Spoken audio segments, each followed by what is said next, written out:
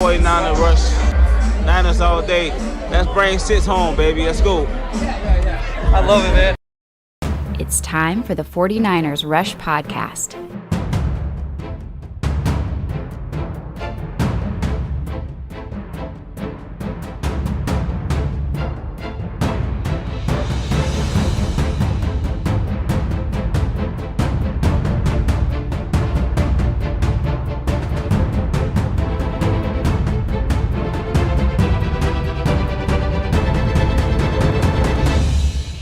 And here's your host, John Chapman. What is going on, faithful? It is absolutely incredible to be with you on this Sunday morning. And maybe, perhaps, the best news that you will possibly hear today. This is the last Sunday without actual football that the 49ers will be playing in for a very, very long time. Hopefully all the way into February.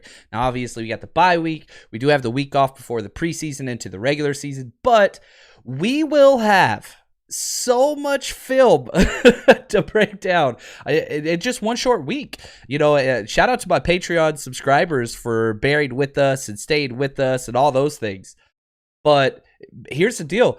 NFL Game Pass has been down because they're completely reworking it, whatever else. That it's like the worst run thing that the NFL could possibly do. But we're going to have new film to break down, new coaches film to break down. And that is probably what I'm most excited about. The game itself is going to be awesome. But diving into the all 22, the end zone tape, analyzing all the rookies, how they played. I don't care if it's second string, third string, fourth string, I don't care. We get to study. We get to finally see our team on the field. They play Saturday. So we're close, baby. We are so close. Shout out to the Countdown crew and everybody that's joining us live across all platforms. YouTube's probably where the biggest crowd's at. Twitch, Periscope, Twitter, Facebook Live, or traditional podcast means. Just want to say thank you. And just know, we're going to be here all year. This is what we do. Sundays or right after football, whatever, we're going to be here. Now, before we jump into not only the 49ers open practice, how that went, the press conferences the last few days, got some clips there. I do want to give credit where credit is due and just say congratulations to John Lynch and all of the incoming Hall of Fame class, which this is kind of a special year because it's kind of back-to-back classes because of COVID and all those things. And it's incredible. The Hall of... I'm a historian in general, or at least I like to study history. I wouldn't call myself a historian. I am a history teacher, right? By trade, by profession, by academic study. Like that's what I've done to earn most of the dollars that I make. And so I love history in all facets. But when you combine that with football, it just gets beautiful. And I love it because, you got to compare like who gets in, who doesn't. All right, you compare a running back versus a linebacker or a wide receiver versus a D lineman. And it just gets so fun because there's no even bar. It's not just all pros. It's not just championships. It's not just, whatever. It's all these different things. And so let me just say this. When one person gets into the Hall of Fame, and in this case, John Lynch, so happy and very, very glad. It's awesome for him and his family and people who have been around him. He changed the game. He was one of the best of his position, all those things. There's lots more people that should be in there. Not necessarily in spite of John Lynch. That's not what I'm saying at all. People in are deserving. And don't take away from to promote your idea. Having said all those things, there's 3 Niners that I believe have to be in the Hall of Fame and have been wronged by the Pro Football Hall of Fame. Patrick Willis for sure, Roger Craig, first 1,000, and George Seifert. I don't understand how George Seifert's not in the Hall of Fame. And I get, whatever. He was the DC for all those Super Bowls, whatever else. But those 3 are beyond deserving. All the people that are in, congratulations. When Megatron got in, Calvin Johnson, I think he deserves it. I think he should be in there. Whenever you look at his stats and, his kind of what he did in his career versus that of Patrick Willis, you're sitting there saying Patrick Willis superseded him in everything that he did. Why isn't he in? They both deserve to be in. And I think they both will get in. Anyway, I just want to say it's awesome. Again, congrats to John Lynch and his family. But, man, I'm sitting here just holding back like, hey, we got at least 3. There's more. But I think those three, you cannot argue against those three not being in the Hall of Fame. Whether you look at stats, accomplishments, changing the game, impact on the game, it doesn't matter. They check every bar. So eventually, I think all three will get in. Patrick Willis will be the first one in for sure. Then I think Roger Craig. I could see Seifert being like, one of the legacies that get in is what they call all those things. So anyway, that's what we got. Do want to say, Aaron Rubin, I love this. Did you get a chance to see DJ Jones' quarterback film? He's hilarious, first off, and they should have a camera on DJ Jones at all time because he is a rare, skilled athlete that's very, very athletic and a big man's body. I remember watching his film. I think it was Ole Miss. Yeah, and just say it out like the dude is 300 plus pounds, but he plays like a strong safety because his footwork and his hips and his agility, they're all there. And so, yeah, you see a lot of that, which is really, really cool. Anyway, Shot J, he says, what's up, brother? Thank you and Daniel again for the chance to attend Levi's yesterday. That is awesome. Shot J was the winner we gave away 4 tickets to the open practice, which is what we're going to be talking about mostly today. He said, also made sure to rep Trey Lance jersey and the podcast with my Beat by Trey shirt. Love it, man. That is absolutely incredible. And I want to say thank you to everybody that made it to the open practice. 19,000 fans came out to the open practice at Levi. My inbox was packed. It was awesome with so many different game clips on Twitter and email. And I just want to say thank you. I love the fact that you took the time out of your schedule to go watch this practice and have a great time and then share it with the community. Well, that's what we're all about. Like, we are here for each other, and we're going to talk about that a lot today. So just want to say thank you again to everybody that shared pictures and clips and stories with me just about the open practice. This was the first time since the NFC Championship game where we routed the Packers in 2019 to have fans in the stands in Santa Clara. And that's just a testament to what we've been through. I mean, we're 8 months away from getting kicked out of our own stadium and have to go play at another state, right? So we've come a long ways. We're not where we should be yet. And obviously there's, rising numbers and all that stuff. But you need to celebrate the victories. And this was a victory. Fans watching our team, that's a win. That's a great thing. So let's jump into some of the things that we have to talk about. And I can see Brandon, he's already in here. Brandon, I already got 2 questions down for you in this podcast, buddy. So you're going to be talked about a lot. Shout out to Brandon. He's one of the Patreon subscribers, and he's been putting forth some really good work and questions to kind of get the conversation going about quarterbacks. And so let's talk about the quarterback non-competition, as Kyle Shanahan deemed it at the start of training camp, and has continued to reiterate. There is not a competition here. So let's talk briefly about how they performed on Saturday, which wasn't really that great, to be honest with you. Both struggled. Then we're going to transition into the, Lance versus Jimmy talk and how the quarterbacks is going to play out and trades and all those, different things that we can guess about. We're going to do that. But before we do that, let's focus. How did they do most recently? How did they do in the most game-ready environment with this roster that they have had yet today? It's not practice. And they did move the ball, period. Each one of them got 2 drives where basically they start the ball off on the 20 and you move the ball. If you get a first down, you keep going. If you don't, you don't. That's kind of what it is. Very game-like situation. Jimmy struggled, but still decent. He went 15 of 24 and threw 1 touchdown in team. This is from Matt Barrows. He had 2 possessions to move the ball, and both were successful. The first possession, he drove all the way down to the 10-yard line, got into the red zone, but then Jason Verrett had a pass breakup to kind of close out that series. So they walked away with no points. The second possession, he kind of went off. 8 for 13. And had a touchdown pass to George Kittle versus Diamador Lenore, which we're going to talk about a little bit later. He's been struggling, but a lot of those clips where people are sending of all kinds of different players, whether it's Sherfield or Kittle or Austin Watkins or whatever, a lot of them are against Debo. He's a rookie. They didn't draft him to start right away, and we knew that, but he is struggling a little bit. Now, how did Trey Lance do? Probably his worst practice to date. He went 10 for 19 with 1 interception. Now, he did move the ball well, had some very successful pass plays. And, whenever they did the move the ball, he went 3 for 8, and that was kind of the rough one. And it ended on an interception. You could say, well, it's not really his fault. The ball bounced off of both hands of Elijah Mitchell, the rookie, into the hands of Marcel Harris, and that's how that ended. So, I think if you look at what Trey Lance has done, which I think, I'd have to look at the practices, the amount of practices they've had, but I think they've gone through 8 or 9. He's thrown 2 interceptions total. He's protected the ball extremely well. But there still are some issues there. There's no doubt about that. And again, this is what you see with rookies. Whether it's Ambry Thomas, Diamador Lenore, Trey Lance, Aaron Banks, Talanoa Hufanga, it doesn't matter. Consistency is what rookies struggle with. Trey Sermon, throw him in there, of course, as well.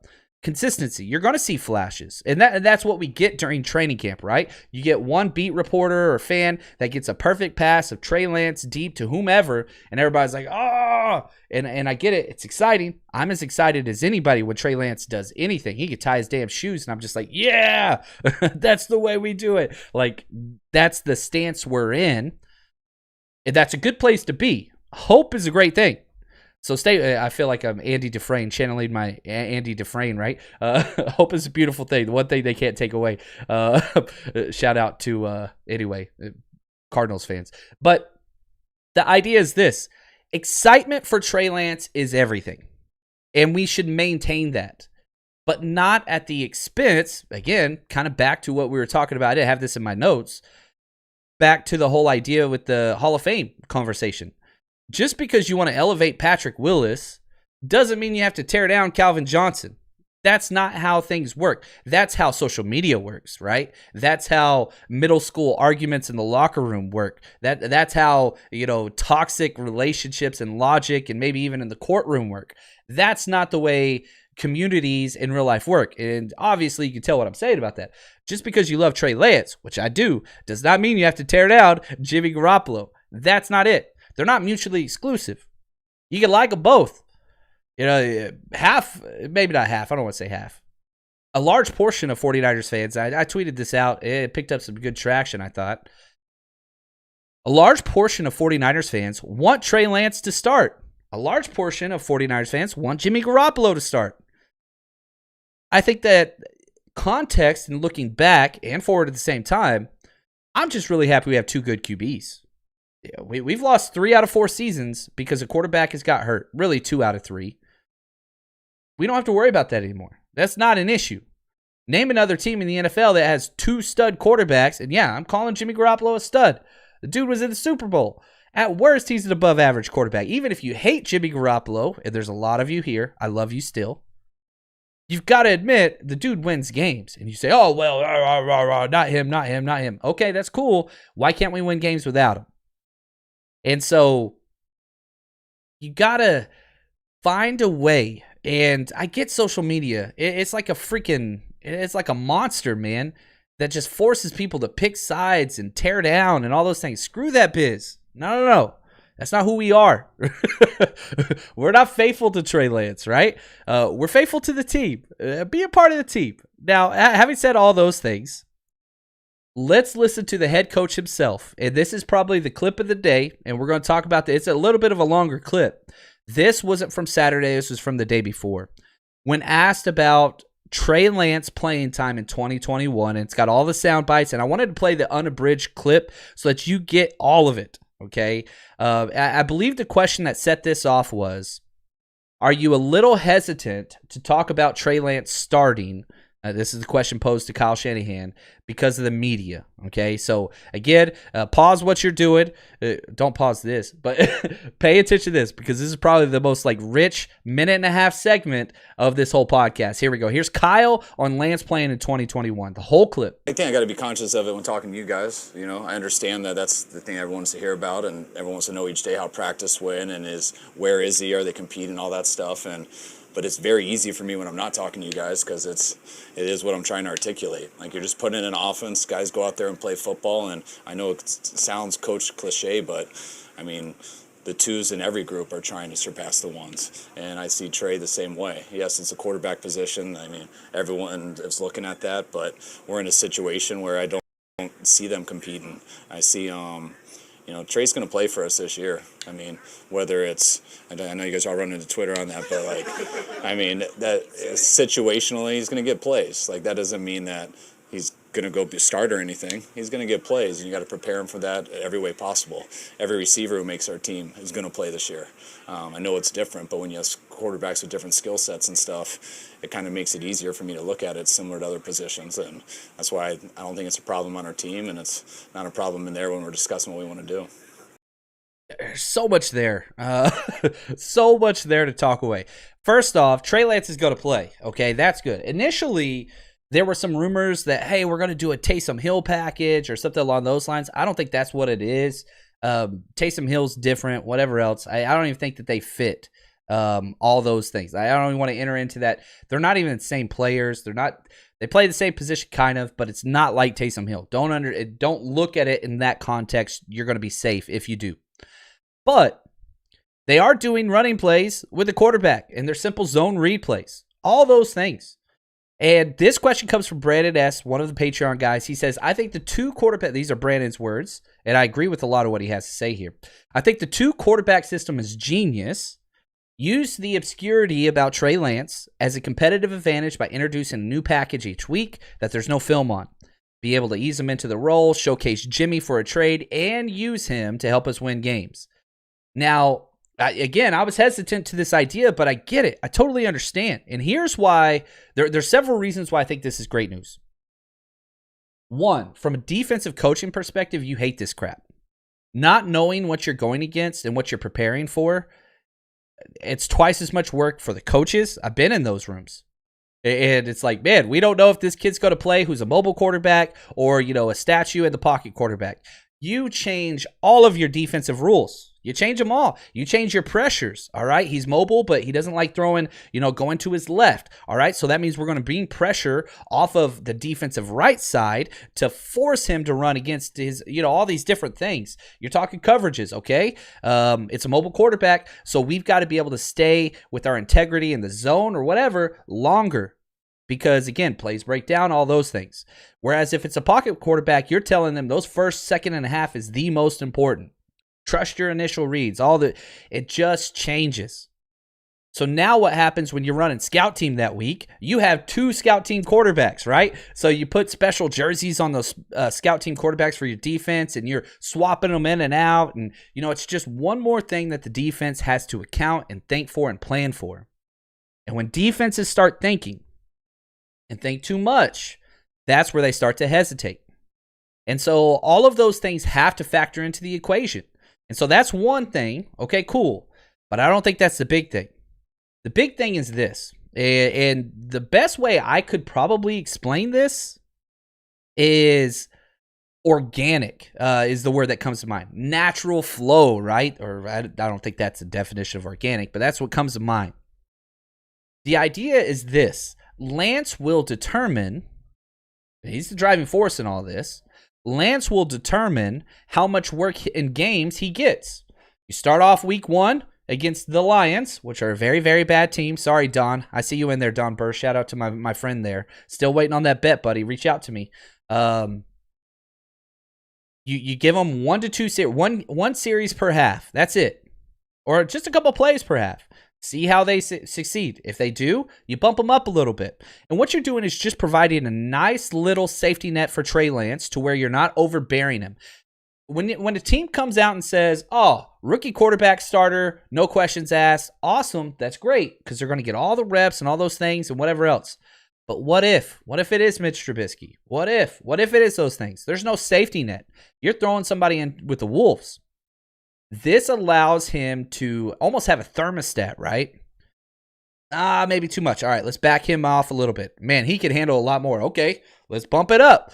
And so what this does, again, just a very organic feel that allows Trey Lance to determine, based on his success on the field in game time situations, how much of the game plan he can handle, how much of the pressure he can handle, how many plays he can handle, all those things.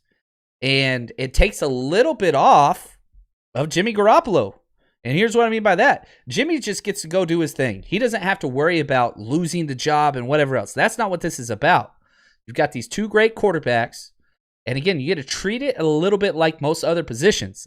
Steve Spurrier is about the only damn quarterback coach or head coach that just had no problem benching QBs and switching them out like every other position. The old ball coach. He was my dad's favorite coach. He would always talk about him. And so, I think that you get to treat it a little bit more like that.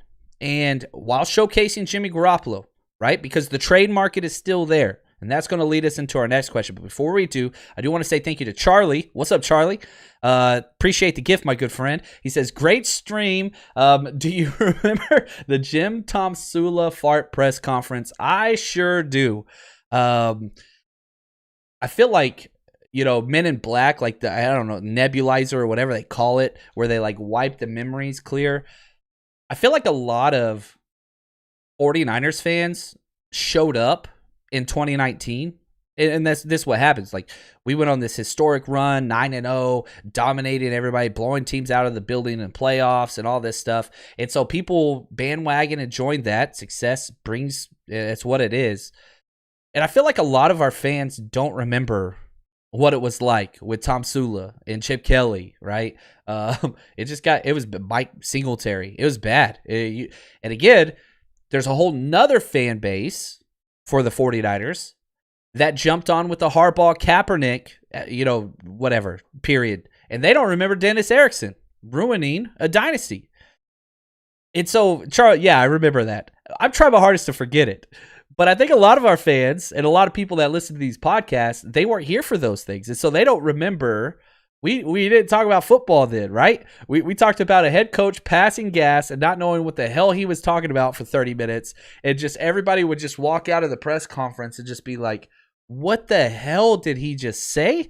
What are we even talking about? I mean, we are in the end game, if you will. We're lucky to be where we are. And again, provide context. Thank you, Charlie. And scope into where we are now. Yes, every team wants to be in the Super Bowl every year, and that's our goal. However, you have to realize where they are and where we have come from. We are lucky right now. Not only do we have a quarterback, we have two quarterbacks. We're great. We have plenty of salary cap space moving forward. We have the best tight end. We have the best linebacker. We have one of the best defensive ends. We have the best fullback. We have the best left tackle. We have one of the best offensive play callers. We have a very healthy and cooperative locker room and culture. Look at the Giants. Oh my gosh. They've had 3 players retire in 3 days. Because it's just such a toxic environment there, from the head coach to you have the offensive coordinator, Jason Garrett. How the hell he's an offensive coordinator again? I have no idea. Telling the media to call me coach. And we're so lucky right now. Yeah, Nolan. I see you guys throwing all those things in there. And, oh, man, I love it. I love it. So, it's interesting to say the least. And I think that it is important to just put things into perspective. Terrell, he has a question here I want to talk about before we talk a little more QBs.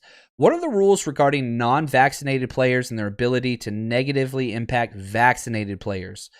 It's almost opposite of what the way you stated that. Non-vaccinated players, they get themselves in trouble from vaccinated players. So the main importance, and we just saw this, not with our team, but with Washington, was it Washington? No, sorry, the Vikings. Again, another team that's just an absolute mess. One quarterback who was vaccinated got COVID. And I don't want to turn this into a COVID debate. I want to focus on football and how this impacts, much to Terrell's question. So one player who was vaccinated got COVID, okay? He was fine, no issues, whatever else. But because he was a quarterback in the quarterback room with unvaccinated players, they all had to step out, a la Kirk Cousins. So they had no quarterbacks in practice. So the problem is non-vaccinated players will be missing time this year, period, paragraph, as my mom would always say. That's just what's happening. They're going to miss time. If you're not vaccinated, I don't care who you are. Nick Bosa's not vaccinated. He's missing time this year. He's going to.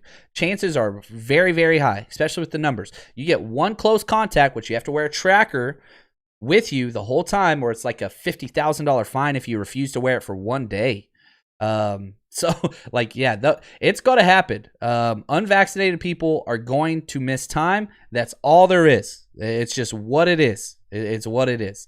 Now, back to this question. Here's question number 2 from Brandon. I think it's unlikely, and this is Brandon's question here, but if Jimmy G did get traded before the season opener, how would you use that $27 million in cap space? So again, I'm with you. I don't think that it would happen. And 2, it's actually not $27 million. It'd be $25 million that we would save. So partial. Some of the roster's already been paid out for training camp and things like that. So he's already paid $2 million. So $25 million in cap savings just in 2021. And I don't think they would use that cap space for this year. It'd be rolled forward. I think this is also another reason why they're not going to trade him unless they get a crazy haul. You're talking a first rounder. So unless they get a crazy deal, which again, a lot of people keep like tagging the Texans or the Colts, those are not trade opportunities, guys. They're not trade partners. Why? The Colts, again, we talked about this. They have Carson Wentz locked up for 4 more years. Why would you trade for another $20 million plus quarterback when they're not in let's salvage this 1 year and give away so much? No. If they do, they'd bring Phillip Rivers out of retirement. They'd trade for, a low cost, somebody like Mariota. They're not going after Jimmy Garoppolo. The Houston Texans, why would they trade for an expensive quarterback now when they have Tyrod Taylor and they drafted Davis Mills in the 3rd round and they're clearly rebuilding? It makes no sense. So whenever you see people like tagging and like, oh man, we should trade. No, the only team that would trade for Jimmy Garoppolo is a team that thinks they have a Super Bowl chance now and they have a veteran quarterback with an expiring contract that is hurt. That's it.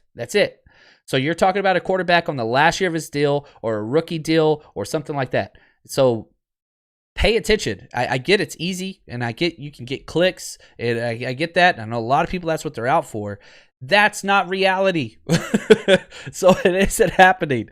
But back to the 49ers and what we would do if and when Jimmy gets traded. Eventually he will. Here's your priorities, okay? Extend Debo. That's up because he was a 2nd round pick, so he doesn't get the 5th year option that 1st round picks get. He'd be number 1.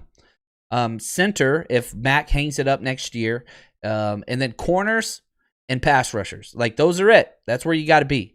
And I know some people are over there like, well, we just drafted 2 corners. Yeah, but if Verrett leaves, if K'Wan Williams leaves, you're not going to have any depth or veteran presence. And so definitely those are the positions that I would say roll that money into. But again, we got some time for that one for sure. Paul, appreciate the gift, man. He says, with the emergence of Dwelley in camp, and he has been incredible. We talked about that last episode if you missed it. And it being a contract year for him, it's weird how those things always go together. How could that impact the news/importance of wide receiver depth past the 4th guy? Well, I don't think it's so much Dwelley, because what Dwelley brings is blocking and just versatility. He can play fullback, he can play tight end, he can do the receiving tight end, he can do the blocking tight end, he can do it all. I think that probably Jordan Matthews, who is now our 4th tight end, that impacts the wide receiver depth just a little bit more, Paul. Because again, Jordan Matthews can kind of do what wide receivers do, but a bigger body. So I don't think Dwelley affects it too much. I think that Jordan Matthews making this roster does impact it a little bit more. That's the one that I think would be huge. And we're going to be talking about some wide receivers here in a second. But before we do, I got some exciting news. Here we go. So excited, guys. We have worked so hard for this, and all the details are finally finished and coming together. The 49ers Rush road trip for our Philly game, which is going to be week 2. So that's Saturday, September 18th, the night before the game. We are going to be meeting up at the Drinkers Pub, which I freaking love it. I mean, if you've ever been to Philly, or again, shout out to It's Always Sunny in Philadelphia, the pub is the heart of Philadelphia. It's just what it is. So we have, this place is awesome. I've been there before. It's only a few short blocks away from our hotel. We're staying at the awesome Warwick Hotel in Rittenhouse Square. Come join us. We have the second floor all to ourselves. We've got pool tables. We got multiple TVs for college football on. We've got giveaways, raffles. We have our own bar service and food service. It's going to be an absolute blast. Hang out, drink, but more importantly, come for the community. It's going to be 49ers fans flying in from all over the place, from 6:30 to 9:30. If you want to go party out afterwards, that's cool. But again, we're going to be hanging out there for a long time. So head over to 49ersrushroadtrip.com. Click on Philly. This is week 2, okay? And buy your tickets there. They're $25, and everything that we bring in through the website, it's going back to giveaways. I've bought multiple jerseys, giveaways, autographed memorabilia. So whenever you come in, you're going to get raffle tickets, all those things. We're going to be doing trivia, lots of stuff, lots of ways just to have a blast with people that you want to hang out with. So head over there. Again, this is the Drinkers Pub Saturday, and we're staying at the Warwick Hotel. By the way, we still have discount rate available for hotels at the Warwick Hotel in Rittenhouse Square. It's one of the best historic hotels in Philly, and you get to save about $50 a night if you go over there and book it. So if you haven't got tickets yet, you need to get over there. 49ersrushroadtrip.com. Again, this is for week 2. Let's go, baby. Have some fun with us.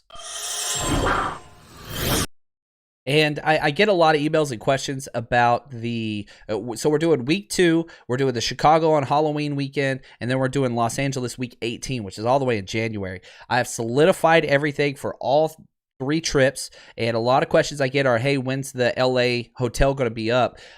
Contract has been sent over, signed. I'm waiting for them to populate a link and give us all that stuff. So again, look for that to be up in about a week or so. But again, man, this is going to be, I put way too much time in this, but it's going to be a good time, and I know it's going to be worth it for all those that have come out. So just want to say, share that with your friends. If you know people are coming, come out, party with us. We will be selling tickets at the door, but they're probably going to cost just a little bit more because I'm going to have to pay somebody to be at the door swiping cards and all that kind of stuff, which I don't want to do, but I know it's kind of the way things go. Anyway, let's move on. I want to talk a little bit more secondary now. And we're going to hear from the new defensive coordinator, DeMeco Ryans, because I think that the secondary throughout, again, about 8 or 9 practices of training camp, we're halfway through, the secondary continues to be not necessarily the weakness, but the thing that's most alarming. And a lot of it's the depth, okay? So Jimmy Ward, Jason Verrett, and K'Wan Williams, they have all been as advertised. They are the veteran starters, leaders in that back group, and they're great.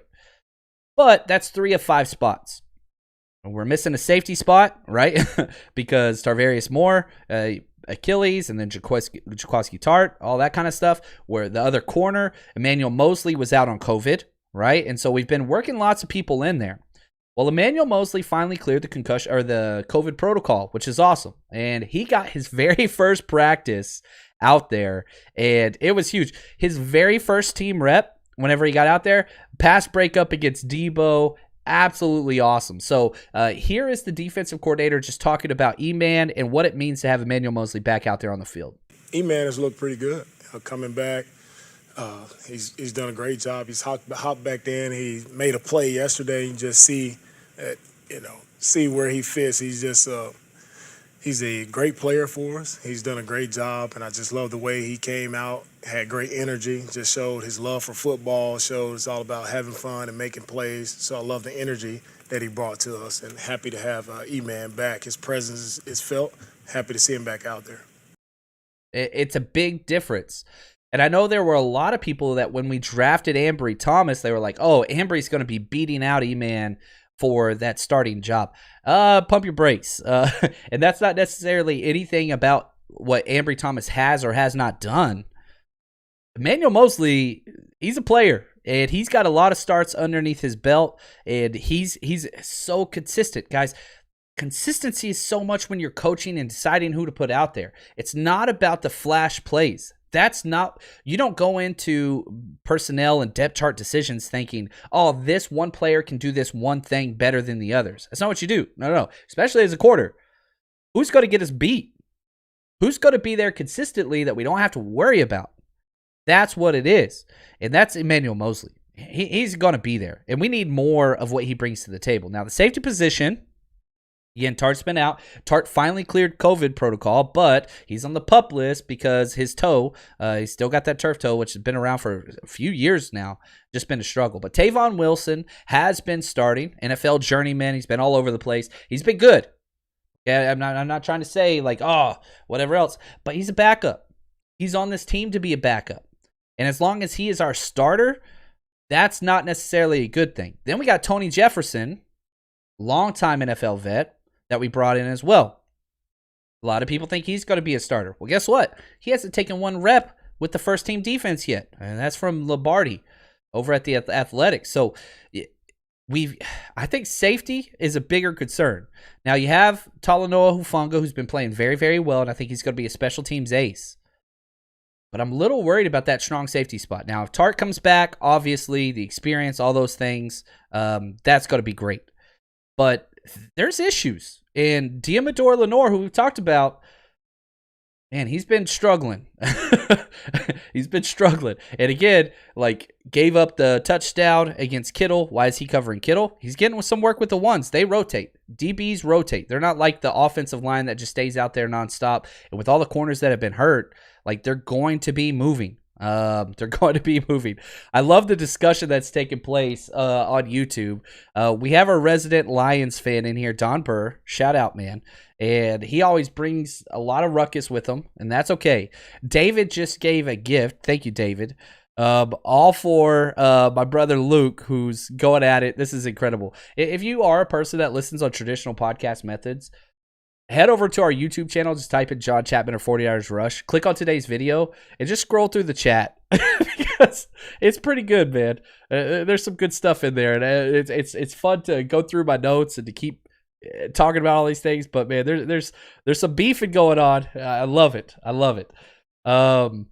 Stay strong, Don. I believe in you, man. I believe in you. Don't believe in your team at all, especially week one, the Lions. They're going to be destroyed. The largest spread week one is still the 49ers versus the Lions. So we'll wait and see. I'm sure Jared Goff is going to hold things together with y'all's amazing wide receiver core, though. All right, let's talk about the D-line. Because the D-line has been getting a lot of days off. Bosa, Armstead, Kinlaw, Sam Ibaka, all of them have missed practice time, a lot of time off. And, you know, some of them are precaution, whatever else. Some of them we don't know anything about. But D'Amico was asked a two-part question. And he kind of answered it interestingly. The first question was like, man, you're missing a lot of defensive line starters. Two, how has this kind of move the ball period, this game type open practice, helped the defense? And so here's the DC, and a couple of reasons why I like this clip so much and chose to include this.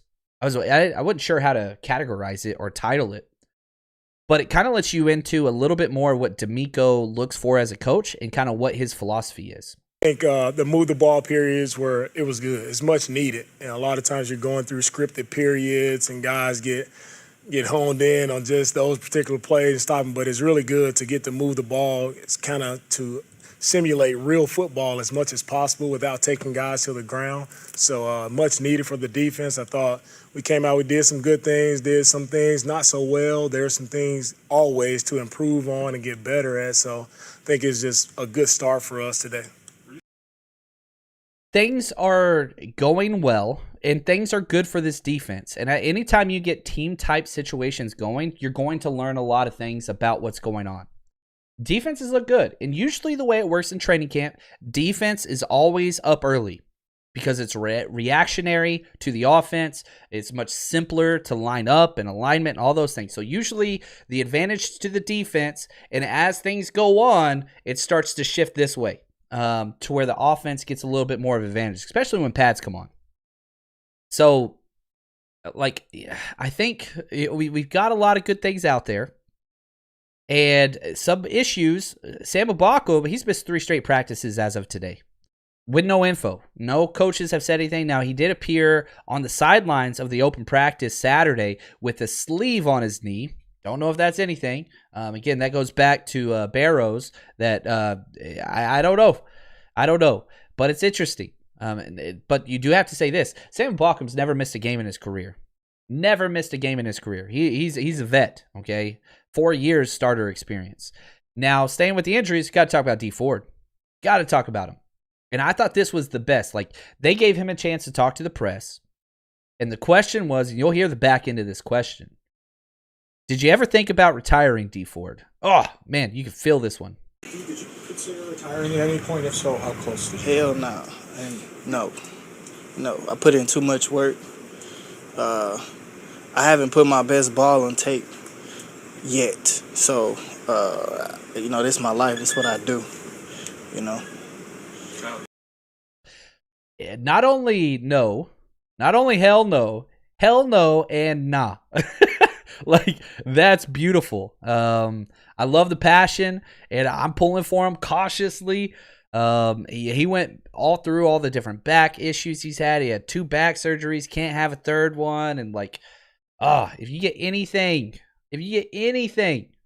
from D, it's a huge win. And I'm going back to the DC here. D'Amico talking about what the journey that D Ford has been on. It was just good to see D back out there. I just understand how it is going through injuries and just feel like an outcast almost, where it's just, man, always in the training room, pushing forward. So it's just, first and foremost, it's an accomplishment just for him just to be back out there. And he's done a good job with the reps that he's been given. He's done a good job. He's moving forward, progressing every day. So just excited for him and where he can go, just taking it one day at a time with him. But so far, so good. He's looked really well. That's all you can go with. It's looking good so far. Slowly bring him back. And later on in the press conference, D Ford was asked, when will it be in the past, and when will you know you're back? He said, when I get that set. And that's what we're all waiting for. Charlie, I want to say thank you again for the gift. I love Charlie's turned it into my resident historian. Do you remember the Niners 94 championship and memories from that? Boy, can I tell you what. Little fat, chubby John Chapman. I think I was 13 years old when that game was played. I was living in Dallas, Texas. And so that was huge. One, not only the 94 championship game, that was the NFC championship game, but then the Super Bowl itself. And I remember that next year, I had a lot of posters in my room, but my favorite poster I've ever had, I wish I still had it, was the Jerry Rice scoring the touchdown. He scored 3 touchdowns that game. And it had a list of all of his records to that point. He added to it. And then it said Jerry Rice, and it had the Nike swoosh logo, and it said just did it. It was like my favorite thing that I owned. And so, yeah. Living in Dallas when the Niners won that championship, oh, man. Again, fat John Chapman, middle school, was just pumped, man. Walking around head high and just talking so much trash. Kind of like what Don Burr tries to do, except we were on the winning side. That's what it was like. So thank you, Charlie. Nice blast from the past there. Devin, I love it. Devin is the man. He's been a huge help to the 49ers Rush podcast, getting to where it is and helping with some formation things. He says, looking forward to Chicago, brother. First 49ers game of my life. I'll be rocking out with the podcast and your 2 other brothers. And, man, they are some fireballs in that Gayton family, and I'm so pumped to meet everybody and hang out and have fun in person. Yeah, so again, we've got lots of stuff planned moving forward. Don, listen to this.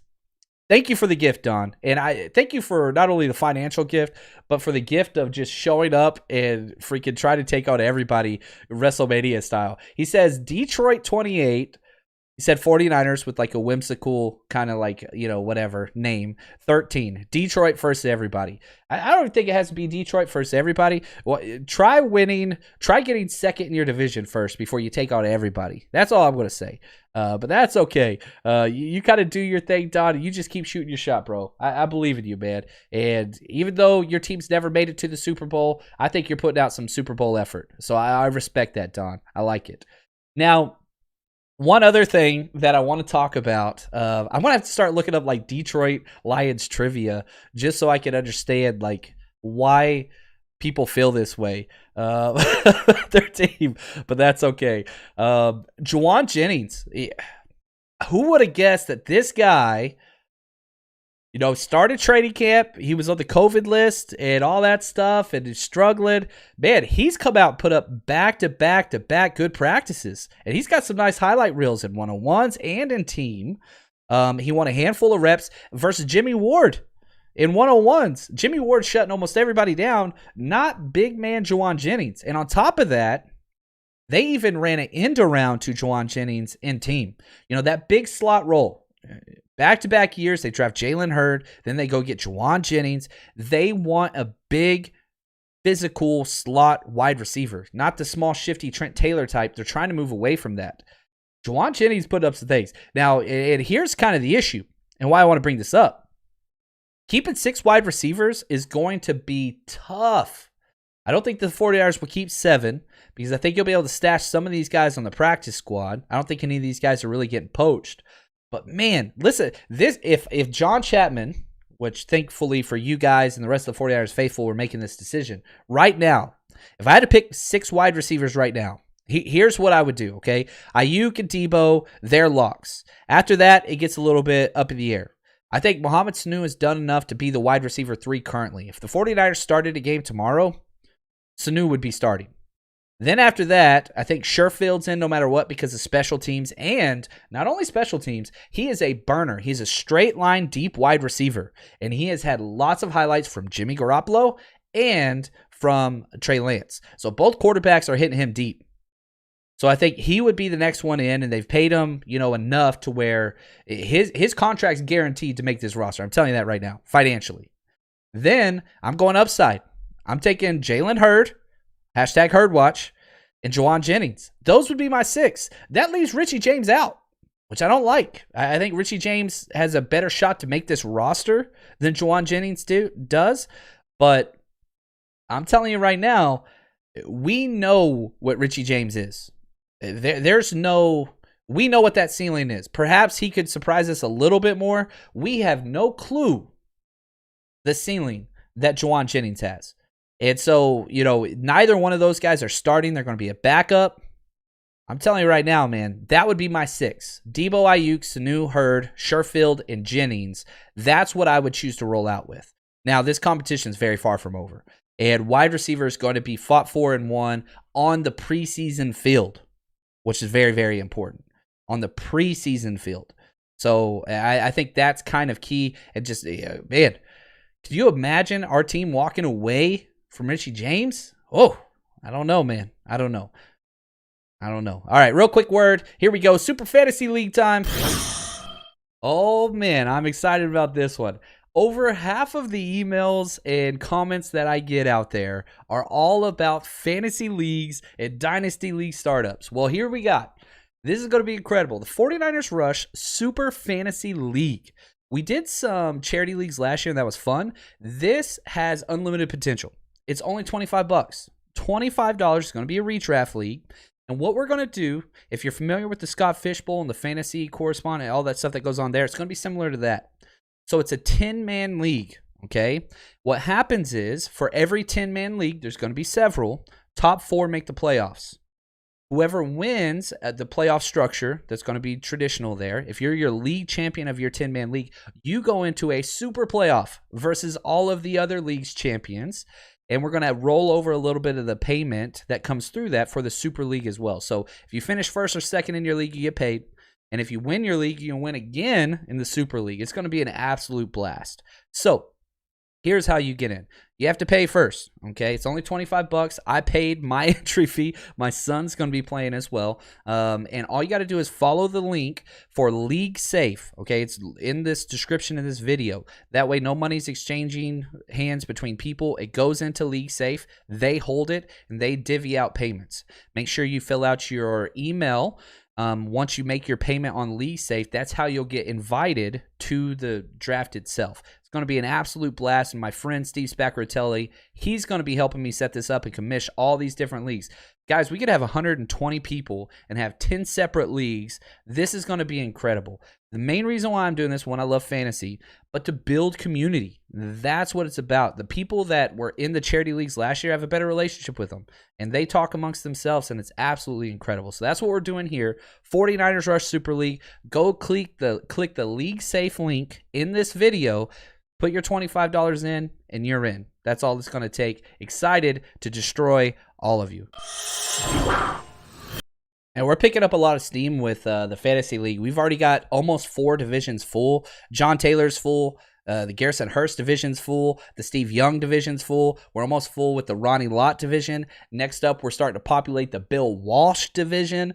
This is going to be fun, man. I'm pretty pumped. Now, a handful of you guys signed up on League Safe but didn't put your money in. You got to pay your $25. Once that's in, then you're golden. Now, first thing, or last thing, I should say, before we jump off the podcast today, and again, just want to say thank you. Everybody that's been with us has been a lot of fun. Appreciate all the comments back and forth. Make sure you hit that like button. Subscribe. If you haven't subscribed yet, we need you guys with us all year long. I want to talk one of the kind of odds and ends, perhaps. One of the things that keeps standing out to me is Colton McKivitz. If you've been with us this offseason, I think Colton McKivitz is going to be the swing tackle. Even though he played guard last year, I think he's going to move back to tackle. The 49ers don't know what to do with him. And it seems like they're kind of using him as a Daniel Brunskill light. So last week he was at right guard for a day. Then he was at left guard for a day. Now he's back at right tackle. That's from Barrow's write-up. He's all over the place. And it seems like they want Colton McKivitz to make this roster. I think that he is going to make it. But injuries will determine what position he plays. So, I think that the swing tackle is going to be Jalen Moore, of all people. Who would have guessed? They draft him. They say they're going to play him at guard. He's been excelling at tackle. They're going to keep him out there. But if one injury takes place, whether it's an interior lineman or a tackle, that's where Colton McKivitz will go to. So another thing to pay attention to, because I think we'll see one preseason game where he'll be inside. I think we'll see another preseason game where he's going to be outside. And he's going to need some help because it seems like they're basically saying, hey, Colton McKivitz, a 5th round pick last year, I believe, maybe 6th round. You are our backup everything. And so besides center, I don't think he's taking snaps at center.